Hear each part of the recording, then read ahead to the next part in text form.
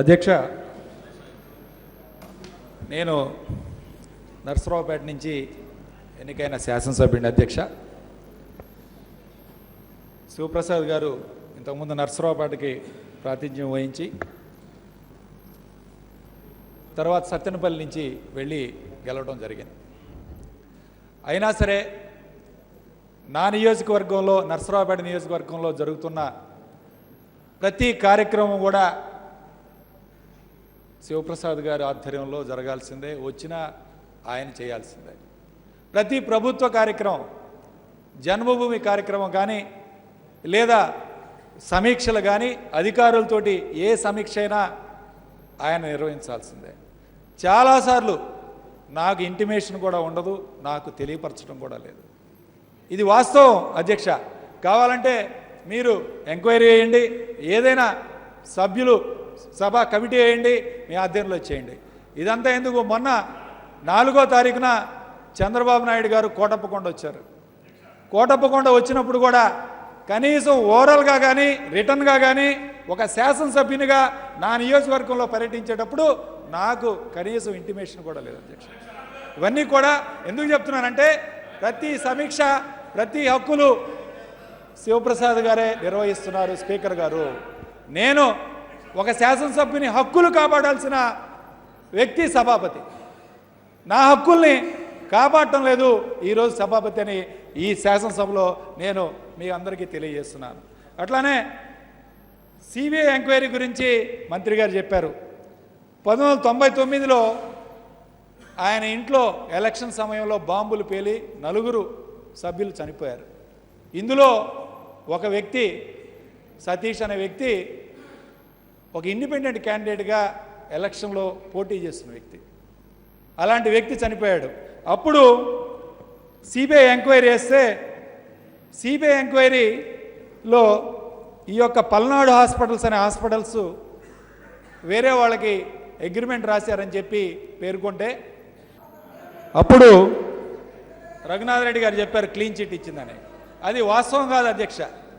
CBI enquiry చేసినప్పుడు CBI central గవర్నమెంట్ని అడిగింది ఈయన్ని ప్రాసిక్యూట్ చేయాలన్నా లేదా. అప్పుడు సెంట్రల్ గవర్నమెంట్ పర్మిషన్ ఇవ్వలేదు సిబిఐకి. అంతేగాని సిబిఐ ఎక్కడా క్లీన్ చిట్ ఇవ్వలేదు అధ్యక్ష. దయచేసి ఈ రికార్డులో కూడా పరిశీలించండి, ఇది వాస్తవం. సిబిఐ క్లీన్ చిట్ ఇవ్వలేదు. ప్రభుత్వం, సెంట్రల్ గవర్నమెంట్ ఏదైతే ఉందో అప్పుడు బీజేపీ ప్రభుత్వం మాకు అనుమతించలేదు కాబట్టే మేము ప్రాసిక్యూట్ చేయటం లేదని చెప్పి సిబిఐ రిప్లై ఇవ్వటం జరిగింది. అది వాస్తవం అధ్యక్ష. అట్లానే ఇప్పుడు ఎఫిడవిట్లో కూడా ఫైల్ చేశారు అధ్యక్ష.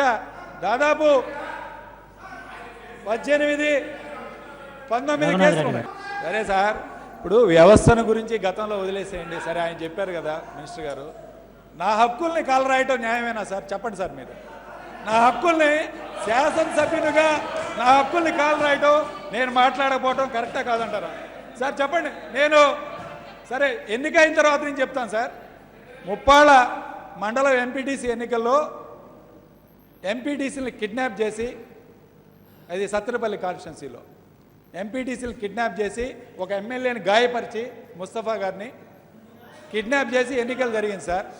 దీని మీద ఏమైనా ఎంక్వైరీ చేశారా? పోలీస్ ఎంక్వైరీ జరిగిందా? ఎవరు దీనికి ప్రత్యేక సాక్షులు ఎవరో, కారకులు ఎవరో మీ అందరికీ తెలుసు. నేను చెప్పాల్సిన అవసరం లేదు సార్. నేను వ్యక్తిగతంగా కాదు అధ్యక్ష, సంక్షిప్తంగా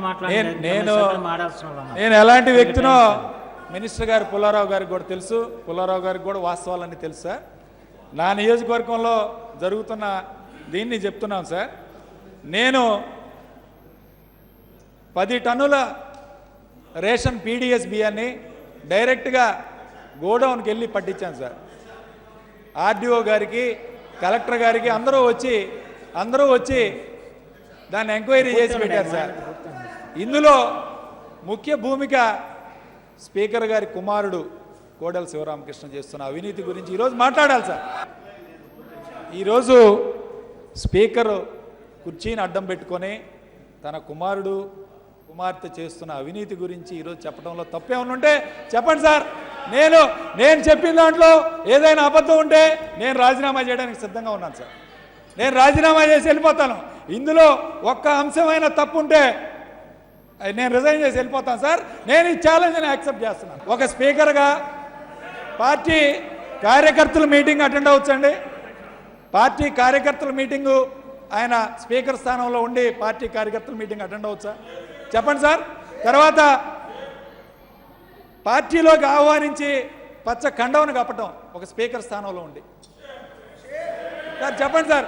ఇద్దరు ఎంపీపీలను ఆహ్వానించి పార్టీలో కండవ కప్పించి పార్టీలోకి ఆహ్వానించారు సార్.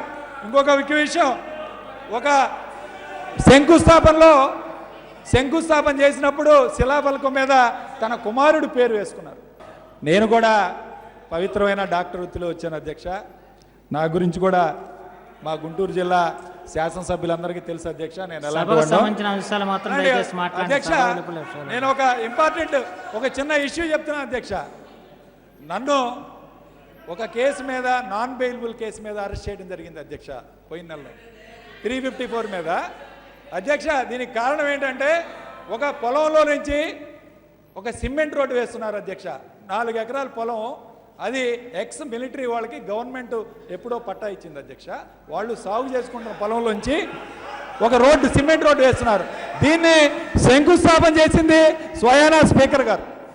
ల్యాండ్ సర్వే జరగలేదు అధ్యక్ష, ల్యాండ్ సర్వే జరగలేదు. సర్వేయర్ కూడా రిపోర్ట్ ఇచ్చాడు అధ్యక్ష. ఏమని? ఈ ల్యాండ్ పట్టా ఉంది వీళ్ళకి, ఎఫ్ఎంబి బ్యాప్ లేదని. దీని మీద నేను ఎంఆర్ఓ దగ్గరికి వెళ్ళి ఎంఆర్ఓ గారిని అడిగితే ఎంఆర్ఓ గారు ఆర్డీఓ గారు ఇద్దరు కూడా ఒప్పుకొని ఇది తప్పు అని చెప్పి ఆ రోడ్డు వేయడం ఆపేశారు అధ్యక్ష. దీని మీద నేను ఎంఆర్ఓని దూషించినందుకని నా మీద కేసు పెట్టించారు అధ్యక్ష. ఈ స్పీకరు కుర్చీ వల్లనే నా మీద కేసు పెట్టారు అధ్యక్ష. ఈ స్పీకరు అధికార దుర్వినియోగం వల్లనే నా మీద కేసు పెట్టించారు అధ్యక్ష. కేసు పెట్టించి నన్ను నాన్ బెయిల్ కింద అరెస్ట్ చేశారు అధ్యక్ష.